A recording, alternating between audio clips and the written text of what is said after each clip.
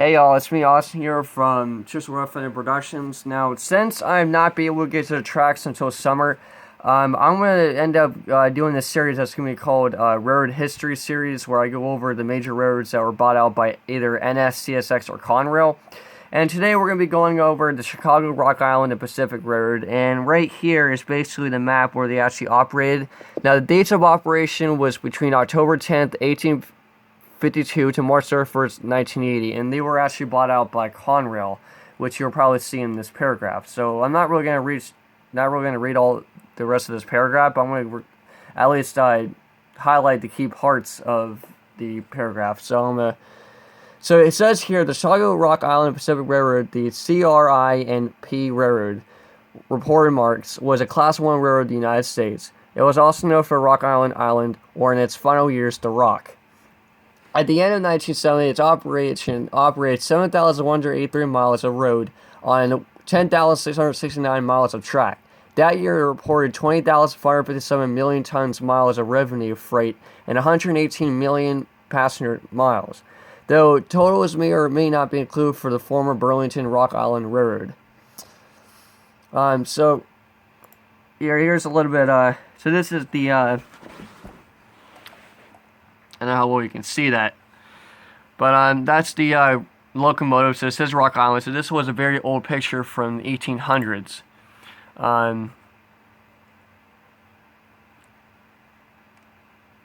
That's pretty cool. So, oh yeah, it says right here. So I forgot to mention this. So it ran from Arkansas, Colorado, Illinois, Iowa, Kansas, Louisiana, Minnesota, Missouri, Nebraska, New Mexico, Oklahoma, South Dakota, Tennessee, and Texas. So they did operate through Tennessee. So its predecessor, the Rock Island and LA Salle Railroad Company, was incorporated in Illinois on February 27th, 1847. An amended charter was approved on February 7th, 1851. As a Chicago and Rock Island Railroad, the construction began on October 1st of 1857 in Chicago, and its first train was operated on October 10th, 1852, between Chicago and Joliet. The construction continued in LA Salle and Rock Island was reached on February 22nd, 1854. I think I missed something. Sorry about that. And becoming the first railroad to connect Chicago with the Mississippi River. So it ran from Chicago to the Mississippi River, which I did not know.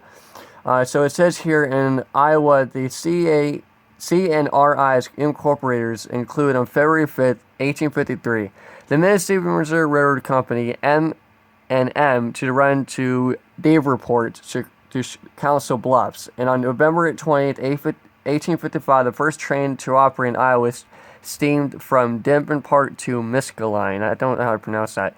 The Mississippi River Bridge between Rock Island and Davenport was completed on April 22nd, 1856. And in 1857, Abraham Lincoln represented the Rock Island as an important lawsuit regarding bridges over navigable rivers. So I did not know this. Let me X that out. The Mississippi River Bridge between Rock Island was, okay. So the suit has been brought by its owner and steamboat, which was destroyed by fire after running the Mississippi River Bridge. Lincoln argued that it not only was the steamboat at fault in striking the bridge, but the bridges across navigable rivers were an advantage of the country. The M&M was acquired by CNRI on July 9th, 1866, to form from Chicago, Rock Island, the Pacific Railroad Company. The railroad expanded through the construction and acquisitions in the following decades. So basically what it's telling you is the history of when it first started. That's basically what it's all about. So as I said, it went from Arkansas to Colorado, Illinois, Iowa, Kansas, Minnesota, Missouri, Nebraska, New Mexico, etc. So it just ran from all those states. So it says that the system was Chicago, and the system also reached Memphis, Tennessee. West of it reached Denver, Colorado, Santa Rosa, New Mexico, and it reaches Galveston, Texas, and Ennis, Louisiana.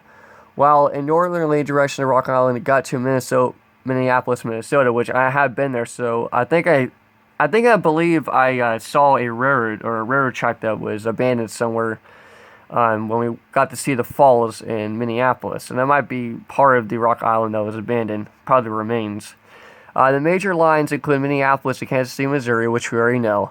And the heaviest traffic was on the Chicago to Rock Island and the Rock Island to Muscatine lines. So intercity passenger train service. So if you guys want to know, Rock Island did have a passenger train service. I actually do have a book that I'm actually going to show you guys on a separate video. Probably upload that tomorrow. I do have a book that my dad gave me a long time ago that had the Rock Island passenger service. So, anyways, so it says here, in common with most American railroad companies, the Rock Island once operated to extensive passenger service. The primary routes served were Chicago, Los Angeles, Chicago, Denver, Memphis, Minneapolis to Dallas. The Rock Island ran both limited and local service to these routes, as well as locals as many other lines on the system. In 1937, the Rock Island introduced the diesel power to its passenger service. So right here is their first diesel locomotive that they have done. I don't know which type of railroad or what type of locomotive this is, but this was what the railroad looks like if you guys, or the locomotive if you guys want to see that. It's kind of like a car. It kind of has like a windshield type look to it. So, anyways.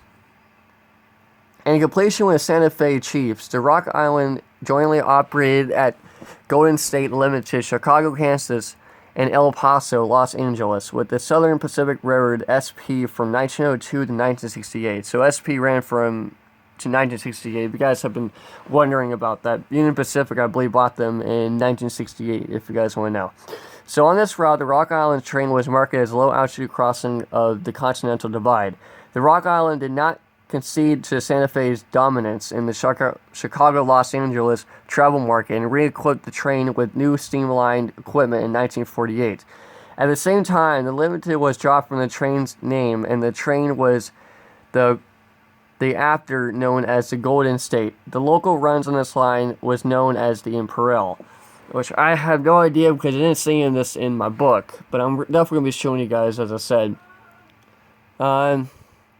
So the Rock Island did not join Amtrak on its formation in 1971 and continued to operate its own passenger service. The government assessed the RailPAC's entrance fee based on the passenger miles operating in 1970. After it concluded that the cost of joining would be greater than operating the two remains intercity, and now interstate, the round trip Chicago Pira Rocket and the Chicago Rock Island Quad Cities Rocket. The railroad decided to perform a public service for the state of Illinois and to continue intercity passenger operations. To help manage the service, the Rock Island hired a National Association of Railroad Passengers, founded by Anthony Haswell, a managed director of passenger service. So yeah, this is some very, very interesting stuff. I'm not really going to read the entire paragraph, but it says the Rock Island's last attempt to survive. It says here, this is going to be quite interesting, I'd like to share. Now, set free the address, both operational and financially, the Rock Island assessed their options. Rock Island hired new president CEO John W. Ingram, a former Federal Railroad Administration FRA official. So apparently, this is what it used to look like. This is a GP30-2, the earlier version. The newer version actually has an extra radiator, so this is an earlier version of the GP30-2. That's pretty cool, and it kind of... probably wondering, it does have a blue paint scheme. It had a beautiful logo on it. It has a white front and then the blue. It's just I really like the paint colors on it. You don't really find this too often in roads today. But